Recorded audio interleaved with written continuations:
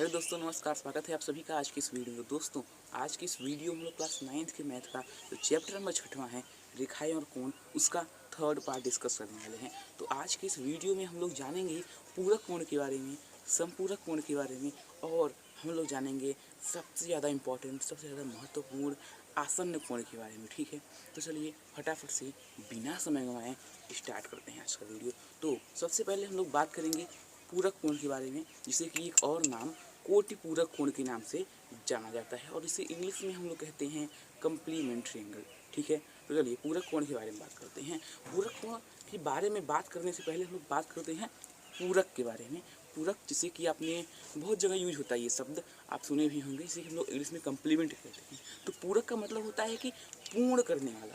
जैसे कि मान लीजिए आपके पास आधी बाल्टी पानी, ठीक है, अब आप उस आधी बाल्टी में अगर आप आधी बाल्टी पानी और डाल देंगे तो वो जो बाल्टी है वो पूरा भर जाएगी। ठीक है, तब आप क्या कहेंगे? तो आप इस केस में ये कहेंगे कि जो दूसरी वाली जो बाल्टी थी वो उस पहली बाल्टी का क्या है, पूरक है। वो उसे पूरा कर रही है, वो उसे पूर्ण कर रही है, इसलिए वह क्या है, वह पूरक है। ठीक है, तो पूरक का मतलब आप यहाँ समझ सकते हैं। पूरक का शाब्दिक मतलब कि किसी भी चीज़ को पूर्ण करने वाला। ठीक है, तो यहाँ पे अगर हम लोग पूरक कोण की बात करें, कम्प्लीमेंट्री एंगल की बात करें, तो हम लोग कह सकते हैं कि किसी भी कोण को पूरा करने वाला। लेकिन यहाँ पे ये सवाल आता है कि कोई भी कोण कैसे पूरा होगा? तो यहाँ पे कोण के पूरा होने का मतलब यह है कि वह एक समकोण के बराबर हो जाए। ठीक है, यदि कोई कोण एक समकोण के बराबर हो जाए तो उसे हम लोग पूरा कहते हैं। ठीक है, तो आप यहाँ से कह सकते हैं कि वह कोण जिसे आप किसी भी कोण में जोड़े तो वो कोण एक समकोण के बराबर हो जाए। कंफ्यूज मत होइए। ठीक है, एग्जाम्पल से मान लीजिए मैंने आपको 30 डिग्री दिया, ठीक है, 30 अंश। अब मैं कहूँ आप इसका पूरक कोण बताइए, मतलब इसे पूरा कौन करेगा, इसे एक समकोण तक कौन पहुँचाएगा? तो जाहिर सी बात है, इसे एक समकोण तक 60 अंश पहुँचाएगा।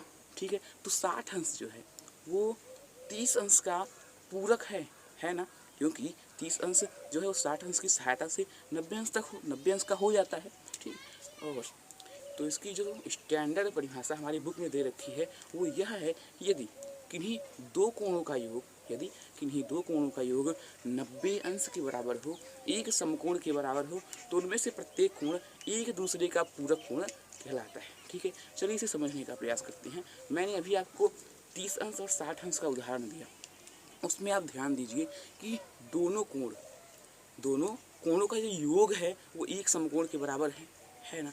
तो उनमें से जो प्रत्येक कोण होगा, मतलब कि जो 60 अंश है वो 30 अंश का पूरक कहलाएगा, और जो 30 अंश है वो 60 अंश का पूरक कहलाएगा। ठीक है, बस यही बात होती है पूरक कोण में।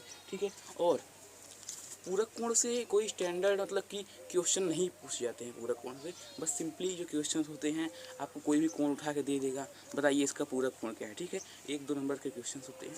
अब तो यहाँ पे मैं आपको एक चीज़ बता देना चाहता हूँ कि जो परिभाषाएं होती हैं, जो डिफिनेशंस होते हैं, वो केवल और केवल हमारे समझने के लिए होते हैं। ठीक है, जैसे मैंने अभी आपको पूरक कोण की परिभाषा बताई, तो वह केवल आपको समझाने के लिए कि पूरक कोण होता क्या है, वो आपको रटने के लिए नहीं है। ठीक है, आप समझिए उस परिभाषा को, आप अपने शब्दों में लिखिए। बात करते हैं समपूरक कोण के बारे में। समपूरक कोण को हम लोग इंग्लिश में कहते हैं सप्लीमेंट्री एंगल। क्या कहते हैं? Supplementary angle. ठीक है, अगर समपूरक कोण की परिभाषा देखें तो समपूरक कोण की परिभाषा यह होती है कि यदि किन्हीं दो कोणों का योग 180 अंश के बराबर हो, अर्थात दो समकोण के बराबर हो, तो उनमें से प्रत्येक कोण एक दूसरे का समपूरक कोण कहलाता है। ठीक है, यहाँ पे आप एक बात ध्यान दीजिए कि जो उनमें से प्रत्येक कोण होगा वो एक दूसरे का कहलाएगा। मतलब कि मान लीजिए मैंने आपको 100 अंश दिया, तो 100 अंश का समपूरक क्या होगा, मतलब कि 100 अंश को 180 अंश तक कौन पहुंचाएगा? तो जब आप उसमें 80 अंश जोड़ेंगे तो वो 180 अंश हो जाएगा। जब आप उसमें 80 अंश जोड़ेंगे तब वो 180 अंश हो जाएगा। मतलब कि जो 80 अंश है, जो 80 डिग्री है, जो 80 डिग्री है, वो 100 डिग्री की क्या है, सप्लीमेंट्री है। मतलब कि वो उसे 180 अंश तक पहुंचा रही है। तो जो 80 अंश है वो 100 अंश का संपूरक है, और जो 100 अंश है वो 80 अंश का संपूरक है।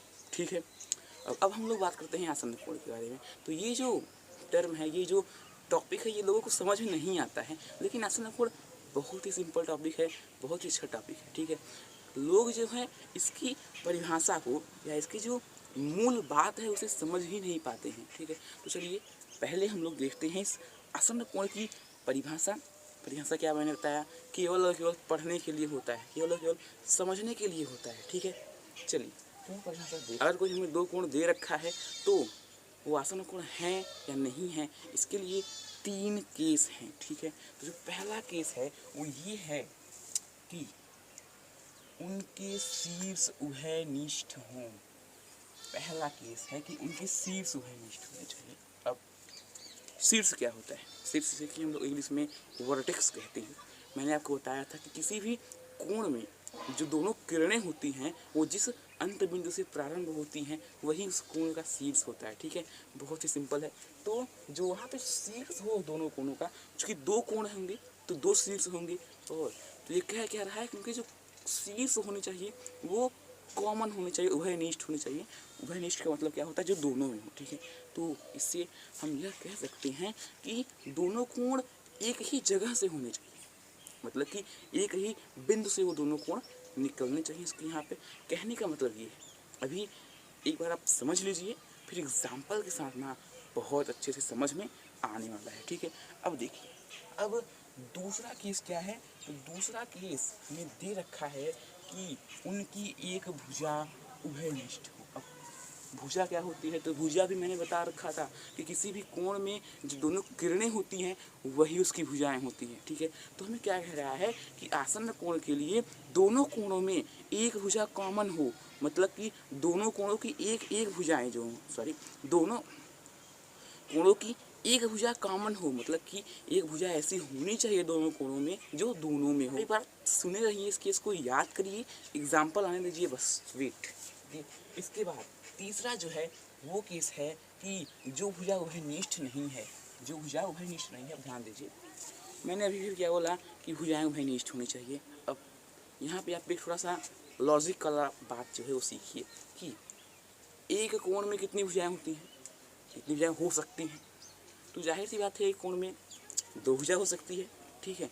अब चूंकि आसन्न कोण के लिए हमारे पास 2 कोण है तो कितनी भुजाएं होंगी? 4 भुजाएं होंगी। लेकिन चूंकि दूसरा केस यह कह रहा है कि आसन्न कोण होने के लिए एक भुजा कॉमन होनी चाहिए, मतलब कि एक भुजा ऐसी होनी चाहिए जो दोनों में हो।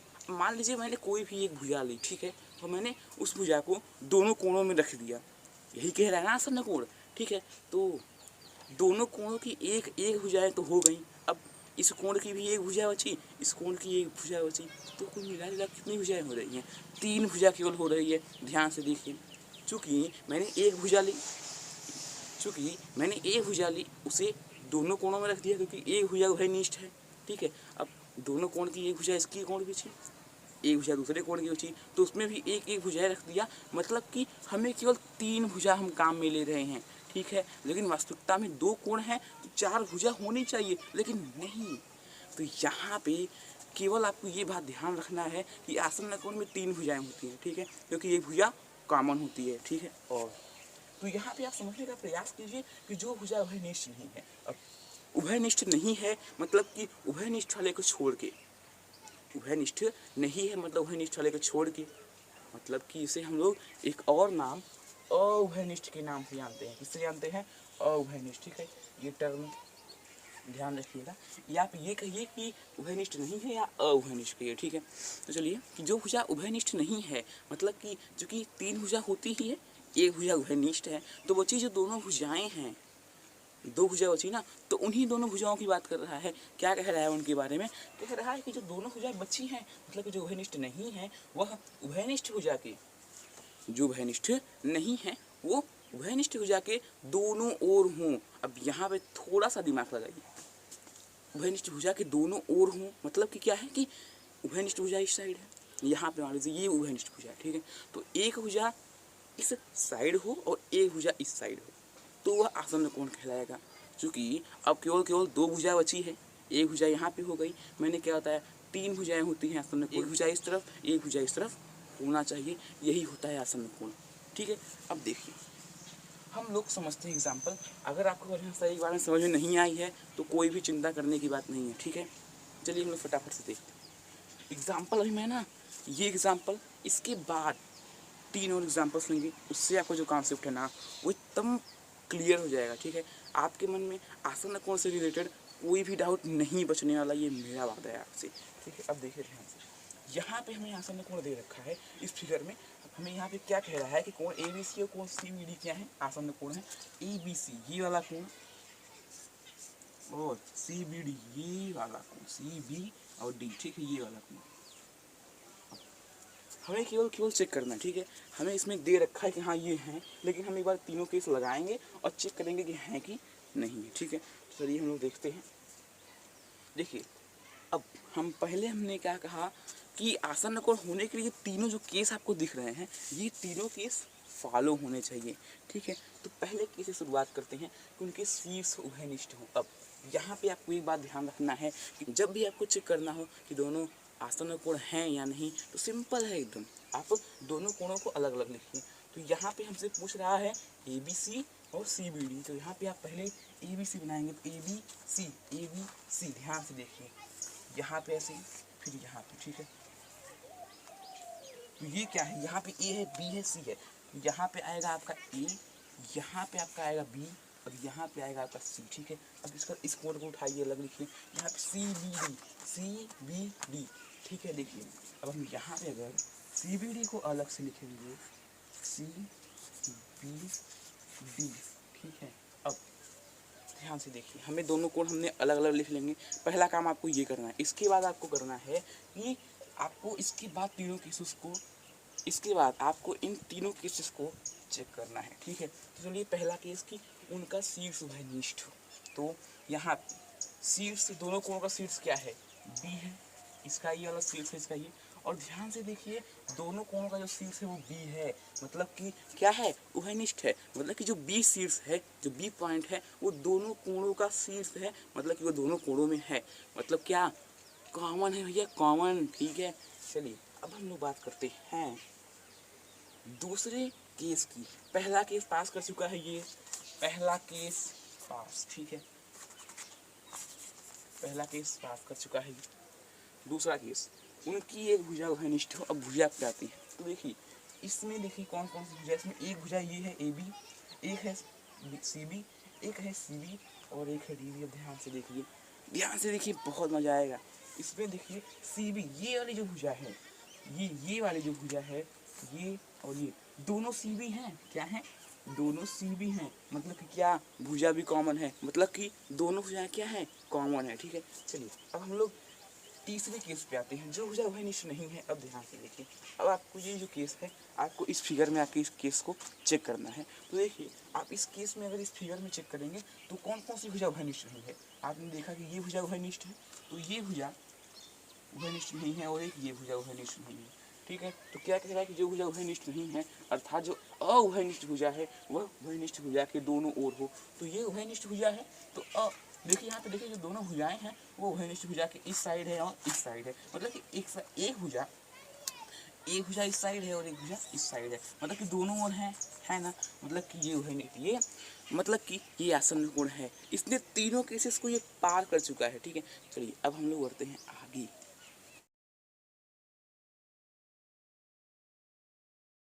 दोस्तों चलिए हम लोग बात करते हैं अपने उदाहरण की। तो हमने एक जो उदाहरण है, इस एंगल का और इस एंगल का हमने कवर कर लिया है। ये दूसरा एग्जांपल यहाँ पे है। कौन कौन सा कोण हमें दिया है, हमें दिया है कोण ए बी सी और कोण ए बी डी। मतलब कि ये वाला इतना कोण ए बी सी और ए बी डी, मतलब कि पूरा कोण। ठीक है, हमें बताना है कि ये दोनों कोण आसन्न कोण हैं या नहीं है। ठीक है, चलिए हम लोग पहले क्या करेंगे, अलग अलग बनाएंगे। ठीक है, चलिए अलग अलग बनाते हैं। पहले हम कोण ए बी सी को यहाँ से उठा के यहाँ पे लाते हैं। इसके बाद हम लोग इस वाले कोण को ए बी डी को यहाँ पे हम लोग उठाते हैं। तो इसका फिर कुछ इस तरह से बनेगा। ठीक है, हमने दोनों कोण यहाँ बना लिया है। अब हम लोग बात करेंगे कि ये आसन्न कोण हैं या नहीं है। देखिए चलिए हम लोग पहले क्या करेंगे, इसके शीर्ष चेक करेंगे। देखिए यहाँ पे भी सिर्फ शीर्ष है बी है, यहाँ भी शीर्ष बी है। पहला जो केस था वो पास, दूसरा केस चेक करते हैं। दूसरा केस क्या है कि जो भुजा है वो उभयनिष्ठ होनी चाहिए, एक भुजा। देखिए इसमें जो ए बी है वो है, इसमें भी ए बी है, मतलब कि दूसरा केस भी पास। अब हम लोग बात करते हैं तीसरे केस की। तीसरा केस क्या है कि जो दोनों अउभयनिष्ठ भुजा होनी चाहिए, मतलब कि जो उभयनिष्ठ नहीं है वो उभयनिष्ठ भुजा के दोनों ओर, यानी कि एक उभयनिष्ठ भुजा के एक साइड तो एक उस साइड, ठीक है। यहाँ पे ये जो भुजा है ये उभयनिष्ठ भुजा है, ठीक है। ए बी यहाँ पे हमने भी चेक किया। अब हम लोग बात करते हैं कि क्या अउभयनिष्ठ भुजाएं उभयनिष्ठ भुजा के दोनों ओर स्थित हैं। देखिए जो दोनों अउभयनिष्ठ भुजाएं हैं वो उभयनिष्ठ भुजा के एक ही ओर स्थित है। मतलब होना क्या चाहिए, होना ये चाहिए कि एक भुजा इसकी इस साइड तो एक भुजा इसकी इस साइड होना चाहिए, लेकिन दोनों भुजाएं इसी साइड हैं, इसलिए यह क्या है, यह आसन्न कोण नहीं है, क्योंकि ये तीसरा केस फॉलो नहीं कर रहा है, इसलिए यह आसन्न कोण नहीं होगा, ठीक है। यहाँ पे आप एक बात ध्यान रखिए कि तीनों के तीनों केस फॉलो होने जरूरी है, ठीक है। अगर एक भी केस फॉलो नहीं हो रहा तो वो नहीं होगा। चलिए अब हम लोग तीसरे एग्जाम्पल की तरफ देखते हैं कि कोण सी बी डी और ए बी डी। तो सी बी डी मतलब कि कितना, केवल इतना वाला कोण, ये वाला कोण, ठीक है। हाँ, और ए बी डी मतलब कि फिर से पूरा कोण। तो सी बी डी हम इस बार फिगर अलग अलग नहीं बनाएंगे क्योंकि हम लोग को आदत पड़ गई होगी आप लोगों को धीरे धीरे, ठीक है। तो आप इसमें ही चेक करने का प्रयास करिए। देखिए सी बी डी और ए बी डी, देखिए दोनों कोण में जो शीर्ष है ये बी ही आ रहा है। दोनों कोण में ध्यान से देखिए C B D A B D, शीर्ष कॉमन है। पहला केस फॉलो हो रहा है। दूसरा केस, देखिए दूसरा केस क्या है कि भुजा जो है वो एक भुजा कॉमन होनी चाहिए। देखिए कि इसमें भी A B D C B D, मतलब कि ये भुजा दोनों कोण में आ रही है। ध्यान से देखिए A B D C B D, मतलब कि जो ये भुजा है, जो बी डी भुजा है वो दोनों में कॉमन आ रही है, ठीक है। तो चलिए अब हम लोग बात करते हैं तीसरे केस की। तो देखिए जो तीसरा केस था वो हमें ये कहता है कि जो अउभयनिष्ठ भुजाएं होनी चाहिए वो उभयनिष्ठ भुजा के दोनों ओर होनी चाहिए। तो देखते हैं कि यहाँ पे जो अउभयनिष्ठ भुजाएं हैं वो उभयनिष्ठ भुजा के एक ही ओर हैं, मतलब कि ये तीसरा केस फॉलो नहीं कर रहा है, इसलिए यह आसन्न कोण नहीं होगा। होना क्या चाहिए कि ये दोनों जो भुजाएं हैं एक तो इसके इस साइड होना चाहिए, एक इस साइड होना चाहिए, लेकिन दोनों इसी साइड हैं, इसलिए ये तीसरा केस फॉलो नहीं कर रहा है, इसलिए यह आसन्न कोण नहीं होगा, ठीक है। दोस्तों आज की इस वीडियो में बस इतना ही। मैं आशा करता हूँ कि आप लोगों को आज की जो वीडियो है, जो आसन्न कोण है वो अच्छे से समझ में आया होगा। और अगर आपको वीडियो अच्छी लगी तो प्लीज़ वीडियो को लाइक करिए और वीडियो को शेयर करिए अपने दोस्तों के साथ। और अगर अभी तक चैनल को सब्सक्राइब नहीं किया तो प्लीज़ कर लीजिए, ठीक है। कि बाय बाय।